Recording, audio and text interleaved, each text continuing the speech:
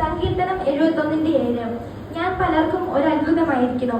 ദൈവം നമ്മെ പലർക്കും ഒരു അത്ഭുതമാക്കാൻ ആഗ്രഹിക്കുന്നു. ആരെയാണ് ദൈവം അത്ഭുതമാക്കുന്നത്? പ്രാർത്ഥിക്കുന്നവനെയാണ് ദൈവം അത്ഭുത വിഷയമാക്കി മാറ്റുന്നത്. പ്രാർത്ഥന ജീവൻ നിന്റെ ജീവിതത്തിലുണ്ടോ? നിന്നെ തകർക്കുവാൻ ഒരു ശക്തിക്കും കഴിയുകയില്ല.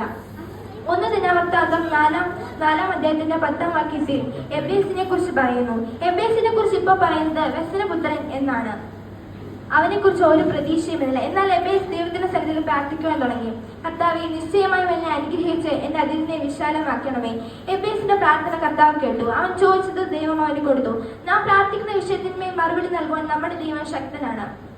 ശത്രു തൊടുത്തുവിടുന്ന തീയമ്പുകൾക്ക് നേരെ വിശ്വാസം എന്ന പരിചയെടുക്കുവാൻ നാം തയ്യാറാകുകയാണെങ്കിൽ നമ്മെ തകർക്കുവാൻ ഒരു ശത്രുവിന് കഴിയുകയില്ല. ദാനിയേലിന്റെ ഒരു ശീലമായിരുന്നു പ്രാർത്ഥന. ദാനിയേലിനെതിരെ കൽപ്പന എഴുതിയിട്ടും അവനെ അതിൽ നിന്ന് പിന്തിരിപ്പിക്കുവാൻ ആർക്കും കഴിഞ്ഞില്ല. ഈ നാളുകളിൽ പ്രാർത്ഥനയിൽ മുന്നേറുവാൻ ദൈവം നമ്മളെ ഏവരെയും സഹായിക്കട്ടെ. ഈ വചനങ്ങളാൽ ദൈവം നമ്മളെ ഏവരെയും അനുഗ്രഹിക്കട്ടെ. God bless you.